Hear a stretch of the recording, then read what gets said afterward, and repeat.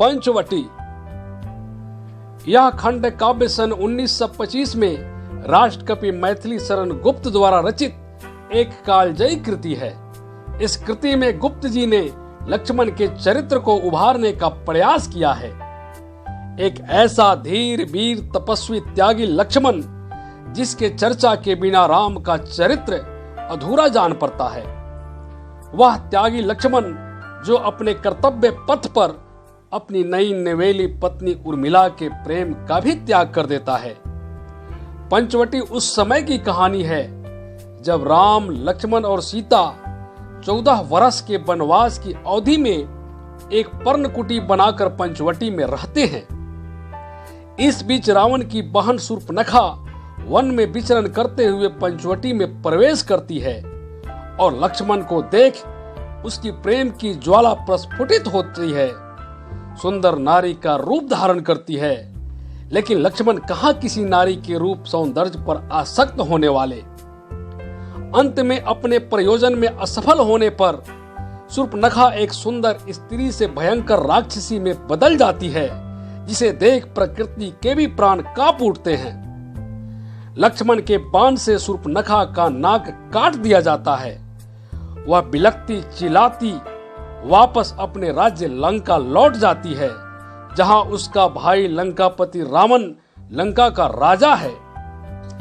यह काव्य तब शुरू होता है जब राम, सीता और लक्ष्मण वनवास के लिए अयोध्या से निकल रहे हैं। पूज्य पिता के सहज सत्य पर वार सुधा में धराधन को चले राम, सीता भी उनके पीछे चली गहन वन को। उनके भी पीछे लक्ष्मण थे, कहा राम ने कि तुम कहां, विनत बदन से उत्तर पाया तुम मेरे सर्वस्व जहां। सीता बोली कि ये पिता की आज्ञा से सब छोड़ चले, पर देवर तुम त्यागी बनकर क्यों घर से मुंह मोर चले। उत्तर मिला कि अरे बरबस बना न दो मुझको त्यागी, आर्य चरण सेवा में समझो मुझको भी अपना भागी। प्यार किया है तुमने केवल सीता यह कह मुस्काई, किंतु राम की उज्जवल आंखें सफल सीप सी भर आई। राम, सीता और लक्ष्मण पंचवटी में कुटिया बनाकर रहने लगे हैं। मैथिली शरण गुप्त ने पंचवटी में एक रात की सुंदरता का वर्णन क्या खूब किया है। चारु चंद्र की चंचल किरणें खेल रही है जल थल में, स्वच्छ चांदनी बिछी हुई है औनी और अंबर तल में। पुलक प्रकट करती है धरती हरित तृणों की नोकों से, मानो झीम रहे हैं तरु भी मंद पवन के झोंकों से। पंचवटी की छाया में सुंदर पर्ण कुटीर बना, उसके समुख स्वच्छ शिला पर धीर वीर निर्भीक मना। रात्रि का समय है, पूरा संसार सोया हुआ है, लेकिन लक्ष्मण जाग रहे हैं। जाग रहा यह कौन धनुर्धर जबकि भुवन भर सोता है, भोगी कुसुमा युद्ध योगी सा बना दृष्टिगत होता है। किस वर्त में है व्रती वीर यह निद्रा का यो त्याग किए, राज्य भोग के योग्य विपिन में बैठा आज विराग लिए। अपनी नींद को त्याग कर इस सुंदर रात्रि में लक्ष्मण किसकी रखवाली कर रहे हैं। बना हुआ है प्रहरी जिसका उस कुटीर में क्या धन है, जिसकी रक्षा में रत इसका तन है मन है जीवन है।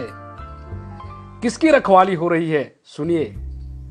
मर्त लोक मालिन्य मेटने स्वामी संग जो आई है, तीन लोक की लक्ष्मी ने यह कुटी आज अपनाई है। वीर वंश की लाज यही है, फिर क्यों वीर न हो प्रहरी।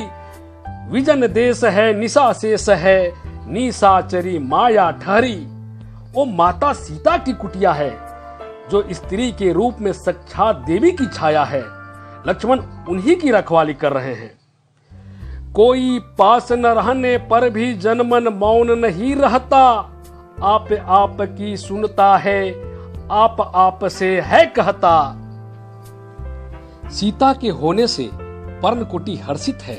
साधु संत ही नहीं, पेड़ पौधे पशु पक्षी भी उनके स्नेह पाकर धन्य है। सरल तरल जिन तुहिन कनों से हस्ती हर्षित होती है, अति आत्मीया प्रकृति हमारे साथ उन्हीं से रोती है। लक्ष्मण सोच रहे हैं, 14 वर्ष का वनवास मिला था, आज 13 वर्ष समाप्त होने को है। 13 वर्ष पहले का समय कितना विकट होगा। उस समय महाराज की व्यवस्था कैसी और माता कैकेयी की क्रूरता कैसी होगी।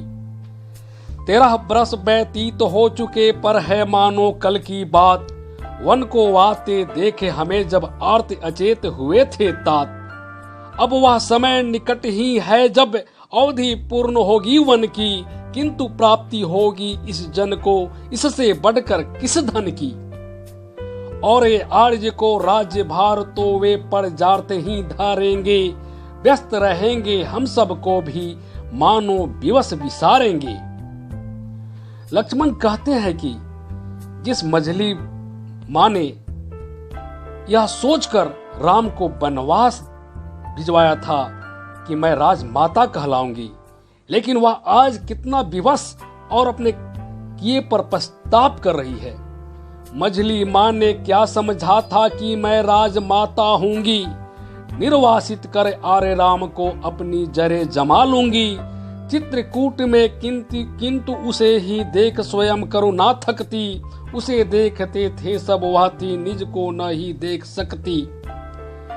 भरत जिसे राजा बनना था, वह राम के वनवास से दुखी होकर राजपाट सब कुछ त्याग कर सन्यासी बन बैठे हैं। अहो राजमातृत्व यही था, हुए भरत भी सब त्यागी, पर 100 सम्राटों से भी है सचमुच वे बरभागी। एक राज का मोड़ जगत ने कितना महामूल्य रखा, हमको तो मानो वन में ही है विश्वनुकुल्य रखा। जो हो जहां आर्य रहते हैं वहीं राज्य वे करते हैं, उन्हें शासन में बनचारी सब स्वच्छ विहरते हैं।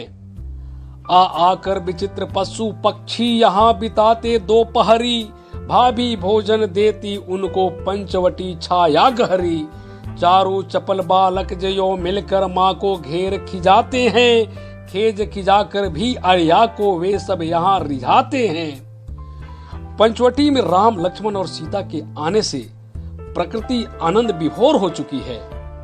गोदावरी नदी का तट वह ताल दे रहा है अब भी, चंचल जल कल कल कर मानो तान ले रहा है अब भी।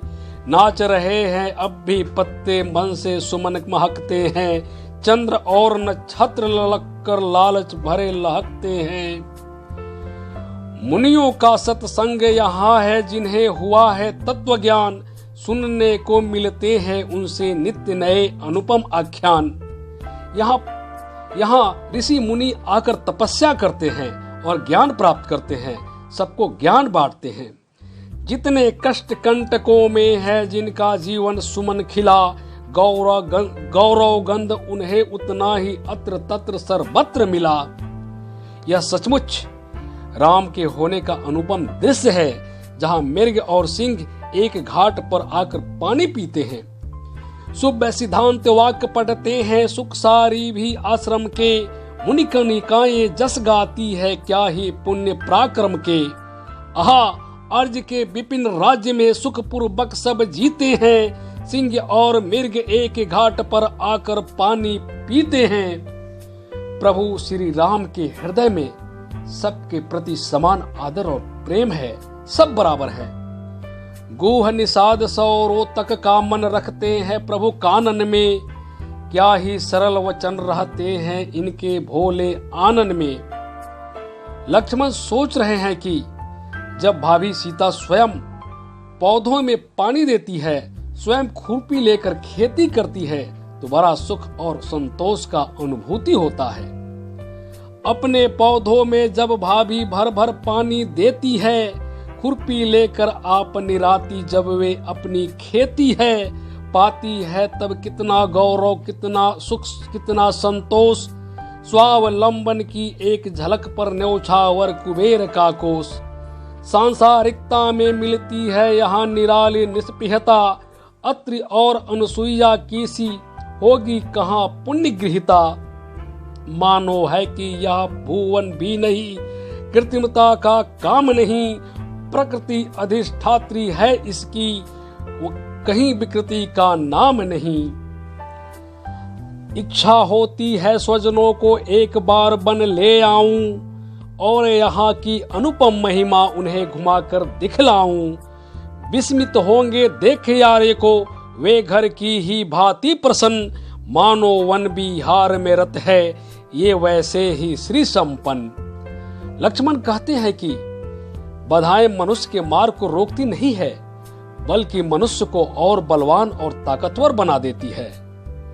यदि बाधाएं हुई हमें तो उन बाधाओं के ही साथ, जिससे बाधा बोधन हो वह सहन शक्ति भी आई हाथ। जो बाधाएं न भी रहेंगी तब भी शक्ति रहेगी यह, पुर में जाने पर भी वन की स्मृति अनुरक्ति रहेगी यह। नहीं जानती हाय हमारे माताएं आमोद प्रमोद, मिली हमें है कितनी कोमल कितनी बड़ी प्रकृति की गोद। लक्ष्मण को कभी कभी अपनी पत्नी उर्मिला के प्रणय प्रेम का याद आ जाता है।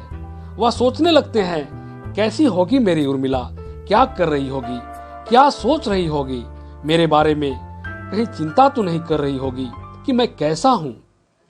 बेचारी उर्मिला हमारे लिए व्यर्थ रोती होगी, क्या जाने वह हम सब वन में होंगे इतने सुखभोगी। मग्न हुए सौमित्र चित्र सम, नेत्र निमीलित एक निमेष, फिर आंखें खोले तो क्या अनुपम रूप अलौकिक भेष।